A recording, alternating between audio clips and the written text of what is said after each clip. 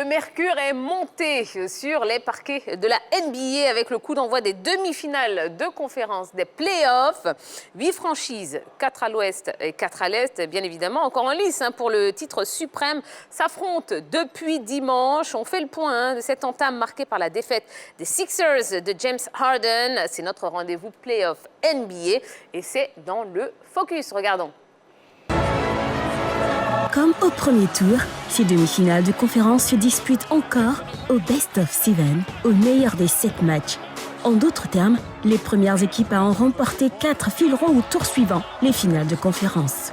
À ce jeu, Golden State a pris le bon bout à l'ouest. Dans un match âprement disputé, les Warriors emmenés par un Jordan Poole des grands soirs, 31 points, 9 passes, 8 rebonds, ont dominé les Grizzlies de Memphis, 116-117. Les 34 points, 10 passes, 9 rebonds de Ja Morant n'ont pu éviter la défaite à Memphis sur ces installations. La deuxième demi-finale de cette conférence opposait les Suns de Phoenix aux Mavericks de Dallas. À domicile, Phoenix a fait le job 121-114 malgré la menace de Luka qui a pesé de toute sa force 45 points. Le géant slovène était trop seul pour conduire Dallas à la victoire. À l'Est, Boston Celtics a déchanté sur ses installations. La photo Bucks de Milwaukee, large vainqueur 101-89. S'il n'a pas toujours brillé, Giannis Antetokounmpo, auteur d'un triple-double, 24 points, 13 rebonds et 12 passes, a beaucoup pesé dans cette partie qui permet aux champions en titre de prendre les commandes de la série avec l'avantage du terrain en prime. À l'inverse de Bolton, les Heat de Miami se sont fait respecter à domicile face aux Sixers de Philadelphie 106-92. Privés de Joel Embiid, les visiteurs n'ont pas pu s'asseoir sur James Harden qui a totalisé que 16 points au cours de cette opposition. Rendez-vous les 4 et 5 mai pour les matchs 2 de la série de ces demi-finales de conférence des Playoffs NBA 2022 qui promettent. Bon, eh bien, écoutez, oui, les playoffs, c'est quand même un sacré spectacle du côté des États-Unis. Alors, messieurs, quelle analyse est-ce que vous faites justement de cette entame des demi-finales de conférence? Est-ce que vous avez été bluffé, agréablement surpris par le niveau de jeu proposé par les 8 franchises en lice?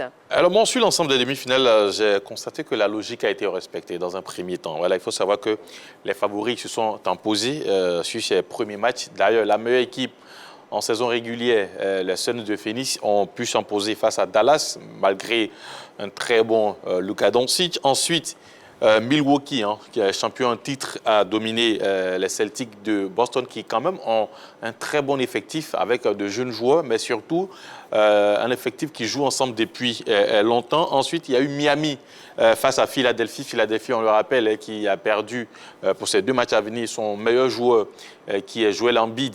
Même Harden seul n'a pas pu porter cette équipe. Quand même, il y a eu quelques joueurs comme Tobias Harris qui a essayé avec 27 unités, mais insuffisant, face à un très très bon collectif des Miami, notamment avec Jimmy Butler.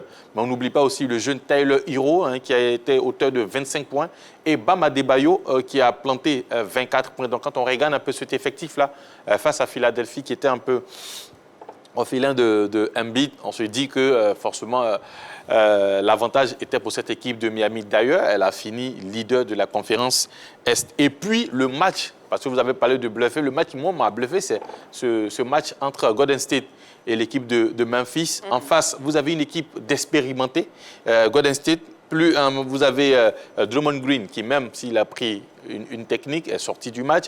Vous avez Klay Thompson, vous avez Stephen Curry, et puis les nouveaux Andrew Wiggins et puis Poole qui ont fait un très bon match. Mais le seul, Ja Morant, a posé une résistance. Malheureusement pour lui, un seul petit point a séparé ces 2 franchises-là pour une victoire des Warriors. Donc voilà, la logique a été respectée, mais il y a eu quand même un match qui a été au-dessus de tout le monde en termes d'intensité. D'accord. Orlus? Ouais, moi je pense que c'est l'image un peu de toute compétition en jeu. C'est assez engagé, il y a beaucoup de pression. Ces équipes, on a pu constater durant toutes ces rencontres-là. Et puis, ce qui m'a le plus impressionné, c'est la qualité défensive, la discipline de ces équipes-là, de sorte à bien débuter cette compétition. Je prends pour référence cette opposition Grizzlies-Warriors 116-117. C'est dit déjà qu'on avait pour objectif de limiter les dégâts. C'est-à-dire que peut-être marquer le maximum de points et puis moins encaisser, de sorte à mieux poursuivre le reste de la compétition. Et ça, ils l'ont fait. Et il faut dire quelque part aussi, les finalistes de la précédente édition ont fait une bonne prestation. Ils ont assuré leur forme d'antan. Je parle bien sûr de Milwaukee qui a été meilleur que Boston Celtics 89-101. Et puis on a eu les Suns aussi qui ont fait la différence face à Maverick 121-114. Et c'est d'ailleurs à ces rencontres qu'on a eu le plus large, on va dire, le plus large écart de points. Donc c'est dit déjà qu'ils ont assuré la suprématie. Reste maintenant à tenir le rythme. Et je pense qu'il faut attendre de le voir parce que ces rencontres l'ont attiré plus de regards. Je pense que selon des observations, ouais, il y a eu plus de une moyenne de 6,6 millions de spectateurs sur la chaîne ABC. C'est déjà qu'il y a un intérêt pour cette... C'est quand même les playoffs, hein, et puis demi-finale. Bon, voilà, forcément. Oui, Yves Boris. Oui, tiens, moi j'étais moins bluffé par les différents games. Ah bon? Oui, moins bluffé parce que je m'attendais à beaucoup plus. Donc, je m'attendais à mieux. À quel niveau? En termes de jeu? En termes de jeu, en termes d'engagement, en termes de suspense surtout.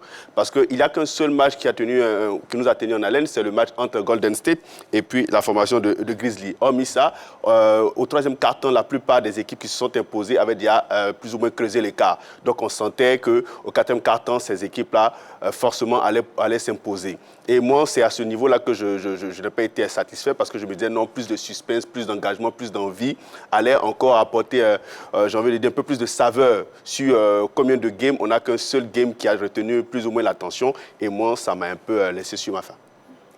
Ah bah ouais. Eh bien, la prochaine fois, vous irez sur les parquets. Hein, ben, je serai sur les parquets. Vous allez aller leur donner un petit coup de main, monsieur. Bien sûr. Ah ben tiens. Oui, rapidement, un petit mot. Vous vouliez réagir sur ce qu'il a dit? Non? Non. D'accord. Bon, très bien.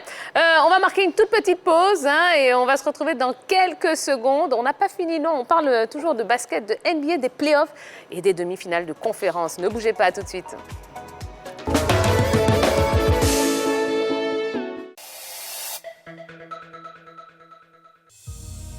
Ce gosse est un diamant. Mais entre mes mains, il deviendra le joyau de... Il le frappe en pleine tête, il va le finir.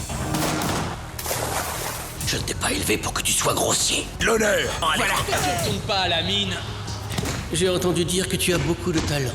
Et je vois déjà la star en toi. Alexandre n'aurait jamais imaginé que son propre démon le transformerait en une légende immortelle. Il lui a serré sa fameuse prise de soumission. Blue Demon. On lui fera verser jusqu'à cette dernière goutte. J'ai aussi vu le diable dans tes poings et dans tes yeux, l'ami. Je l'ai vu très clairement. C'est mon nom. C'est ma vie. Blue Demon, un feuilleton inspiré de faits réels. À voir du lundi au vendredi à 22h. Rediffusion le lendemain à 12h et 15h15. La 3, disponible sur le canal 203 du bouquet Canal+, numéro 3 de la TNT et 740 pour Star Times. La 3, nous offrons 3 fois plus de sport.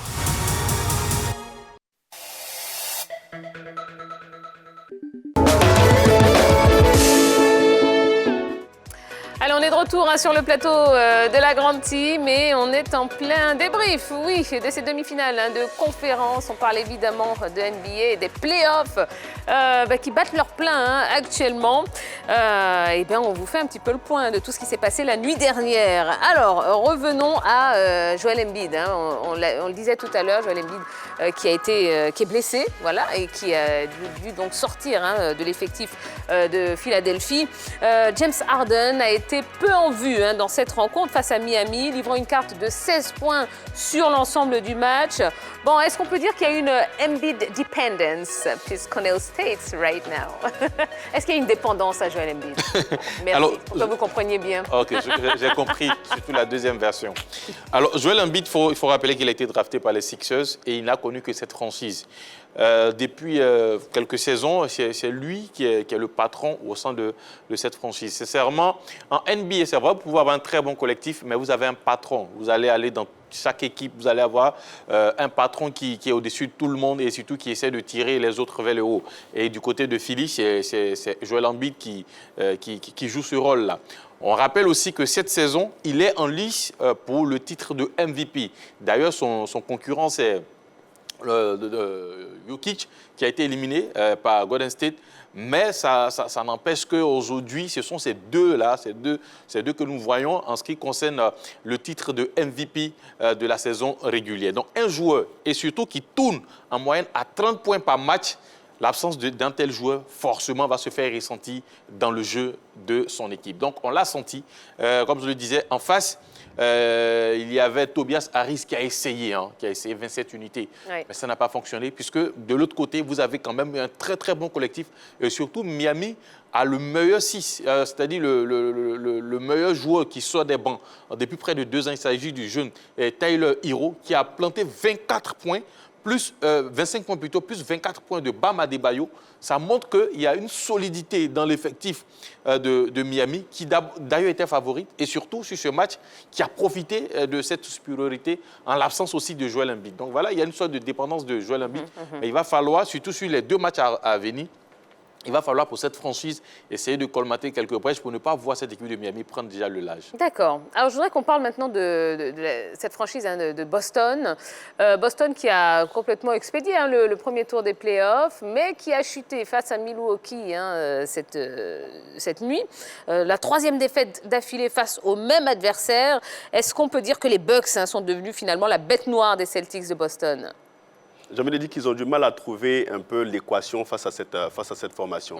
Ils sont beaucoup en souffrance. C'est une formation qui est beaucoup plus solide, qui joue un basket assez dur et très pragmatique. Et donc, ça met beaucoup en difficulté cette formation des Bucks. Et c'est vraiment compliqué pour cette équipe. 3 matchs d'affilée, défaite. Ça montre qu'il y a quand même quelques insuffisances dans le basket qui est prôné par cette formation des Milwaukee. Donc, il va falloir corriger ça assez rapidement pour éviter de se faire larguer sur le prochain game. Mais pourtant, les Bucks sont considérés comme outsiders quand même dans cette opposition. Vous comprenez cet état ou pas? Bon, peut-être moi je pense que c'est une erreur de jugement. Parce que quand on regarde déjà la prestation de la saison dernière des Bucks et puis cette saison, ils essaient d'aligner de bons résultats. Et parlons bien sûr de Giannis Antetokounmpo qui est excellent devant le panier et aussi qui apporte aussi défensivement. Pour moi, c'est une équipe qui impressionne. Voilà, qui impressionne et puis qui a su sa longévité dans cette compétition. Donc pour moi, c'est une erreur de jugement et d'appréciation. On voit les Bucks comme outsiders face à l'équipe de Celtics, ça peut se comprendre. Hein, parce que quand on élimine, lors du tour précédent, je veux parler de Boston, a éliminé Brooklyn, car même qui fait partie des favoris, qui faisait partie plutôt des favoris au titre, parce que vous avez, au sein de cette équipe, vous avez Kyrie Irving, vous avez Durant. Forcément, avec ces 2 joueurs-là, l'équipe de Brooklyn apparaît comme l'une des équipes favorites de la compétition. Donc, les balayer, parce qu'il y a eu un sweep plutôt de la part de Boston, 4 matchs à 0 dans la série. Ça place tout de suite l'équipe de Boston en favori face à Milwaukee. Mais récemment, tout à l'heure, je parlais de ce patron dans chaque franchise. Au niveau de Milwaukee, vous avez ce patron-là qui est Giannis Antetokounmpo, meilleur joueur, NBA, MVP, meilleur défenseur à plusieurs reprises. Malgré l'absence de Chris Middleton au sein de cette franchise, il a porté l'équipe. Il a porté ses coéquipiers avec l'apport de Brook Lopez et des autres comme Serge Ibaka, puisqu'il est arrivé du côté de Milwaukee. Voilà, ils ont pu s'imposer malgré l'absence du meilleur lieutenant même de Antetokounmpo. Il a joué son rôle de patron. Donc, dans cette opposition, vous aviez une équipe avec un très bon collectif, Jason Tatum, Jaylen Brown, Marcus Smart et les autres. En face, vous aviez un joueur qui porte l'équipe. Donc forcément, il y a eu ce jugement concernant la supériorité de Celtic, mais ça n'a pas empêché Milwaukee, avec Giannis Antetokounmpo, de pouvoir s'imposer. D'accord. Parlons de ce jeune, Ja Morant, qui est très attendu également dans ces demi-finales de conférence. Bon, Ja Morant, il a beau quand même avoir du talent, mais est-ce qu'à lui seul, il peut véritablement porter cette équipe des Grizzlies? Alors, déjà, il a montré qu'il avait vraiment de la qualité, 34 points lors de cette nuit. Il était très bon, mais je pense qu'une hirondelle ne fait pas le printemps. Et j'ai bien aimé... Vous êtes poète, hein, c'est ça, c'est bien ça. Une hirondelle ne fait pas le printemps. Et j'ai bien aimé l'apport de Jaren Jackson qui a, lui, mis 33 points, 10 passes, 10 rebonds et puis une passe décisive. Ça veut dire qu'à eux deux, si cette...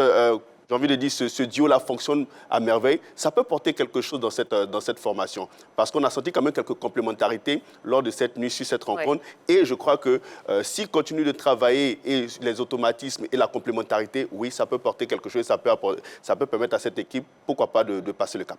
Vous êtes d'accord? Bon, je pense qu'il peut quand on parle de complémentarité, ce sera très utile avec cette équipe-là, puisque Stephen Curry a été d'un apport pour lui lors de la dernière confrontation.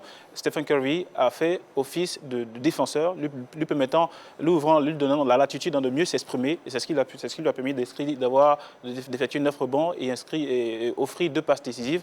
Pour moi, c'est la complicité, la complémentarité entre les joueurs qui peut permettre de créer des ouvertures et permettre à d'autres joueurs de mieux fleurir. Je pense qu'on a besoin de complémentarité entre les joueurs.